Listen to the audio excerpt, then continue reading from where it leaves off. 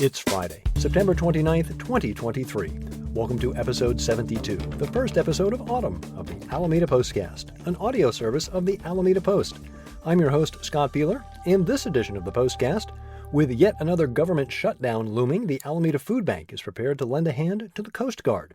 This weekend, we'll see if the Portola Festival has managed to solve last year's noise problem. Public Power Week is here, and that means rebates and tips on reducing your power consumption. EBMUD sets an ambitious goal for carbon neutrality. The Webster Tube has some overnight closures coming up. The Island Bowl goes to the Alameda Hornets in a big way. Our own Steve Gorman gets up close and personal with a bear. And the food bank players emphasize the community in community theater. These stories and more on this episode of the Alameda Postcast. Our top story: the deadline for Congress to avoid the 15th government shutdown since 1980 is 12:01 a.m. Sunday. Thus far, it looks like that shutdown will become a reality. For those serving in the Coast Guard, this presents a major problem as paychecks come to a halt. The Alameda Food Bank has been preparing for the potential shutdown and has been stockpiling food and arranging for distribution to Coast Guard Island should the need arise to help families there. Currently, the food bank is serving around 1,000 families a week. As Executive Director Teal Harden notes, that's not quite pandemic levels, but still well above the need that was seen prior to pandemic. The Coast Guard and the food bank have a close working relationship, with Coasties volunteering regularly and the food bank providing support during the previous shutdown.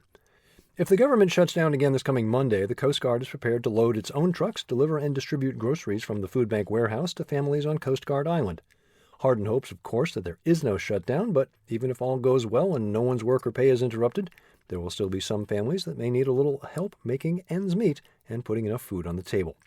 For a complete look at how the food bank is preparing, plus what you can do to help the ongoing needs, see Liz Barrett's article at alamedapost.com/news. Last year, the inaugural Portola Festival at Pier 80 in San Francisco made waves here in Alameda. Sound waves.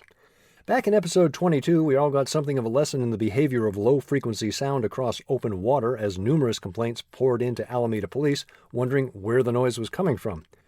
Well, the EDM festival is back this weekend, and allegedly the promoters have taken steps to avoid a repeat of last year's unintended bonus sound. The stage has been repositioned, a new audio vendor hired, and sound monitoring will happen at more locations. The festival is Saturday and Sunday, with sound checks happening Friday between noon and 10. Weather may be helpful, as it looks like conditions will be more of a hindrance to sound transmission than last year's perfect storm that resulted in ideal conditions for bass notes to travel the 8 miles unimpeded. For details on the festival, as well as the phone number set up by the promoter to monitor community feedback, see alamedapost.com/news. And please, if you do hear the sounds of the festival, don't call APD. There is nothing they can do about it. The first week in October is Public Power Week, Alameda Municipal Power celebrating with rebates and an EV showcase. AMP is doubling their smart thermostat rebate when you pair it with a rebate-approved heat pump system. They've also introduced a do-it-yourself energy audit, and on Sunday, October 8th, we'll host an electric vehicle expo at the City Hall parking lot on Oak Street. See EV offerings from Chevy, Ford, and Tesla, as well as a selection of e-bikes. For details and a link to reserve your free tickets, see alamedapost.com/news. On the subject of utilities, East Bay Municipal Utilities District has stepped up their plans to achieve carbon neutrality by updating its energy policy so that both water and wastewater services will become carbon neutral by 2030. 3 years ago, EBMUD's goal was for just the water system to be carbon neutral by that date. Now the goal has been upgraded to include the wastewater. Since 2000, EBMUD has reduced its greenhouse gas emissions by 54% by generating solar energy, hydro energy, and biogas, as well as purchasing renewable energy sources, installing energy-efficient equipment and machinery, and purchasing zero or low-emissions vehicles. EBMUD has constructed 11 photovoltaic projects that have offset approximately 2% of its annual energy consumption. A 12th project currently underway in Orinda will add 5 megawatts. That translates to about 10% of energy use. For a look at additional projects designed to reduce greenhouse gases, head to alamedapost.com/news. While you're there, check out our roundup of sustainability initiatives. Fall, when migratory birds return to California and crosswalks return to Alameda. Back in July in episode 62, I discussed the repaving and restriping of Encinal Avenue. 2 months later, the crosswalks have finally begun to reappear. So far, the intersections from Peru to Willow have been completed. The Peru crosswalk, definitely a welcome sight to the families of Franklin Elementary. Still, quite a few to go, so keep an eye out for those crews as they work. Heads up for late-night travelers returning to the island October 2nd through the 4th. The Webster Tube will be closed from 10 p.m. until 4:30 a.m. each of those nights for maintenance.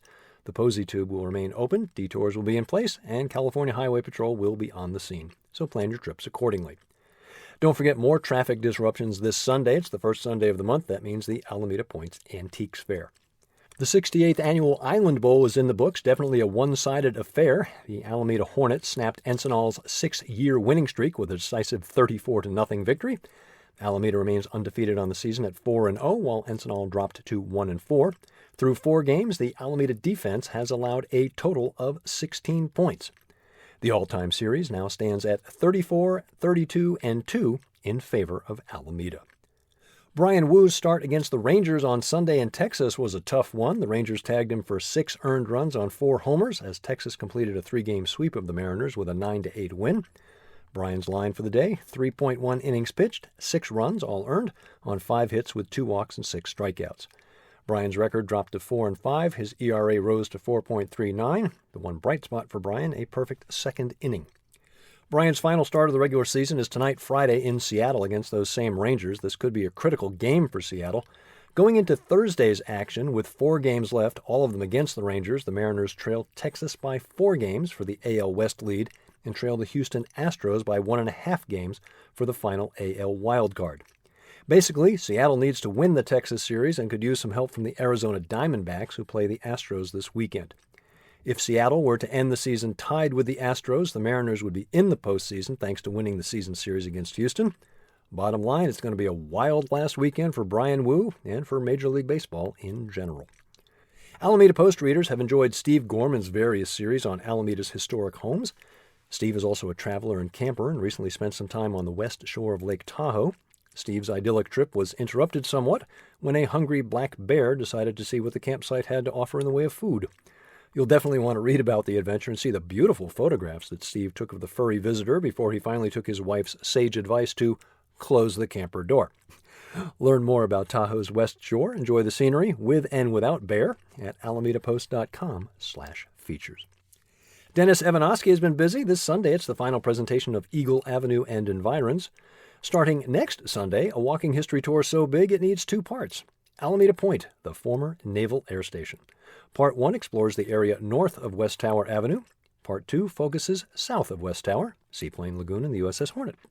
Details on all tours at alamedapost.com/tours.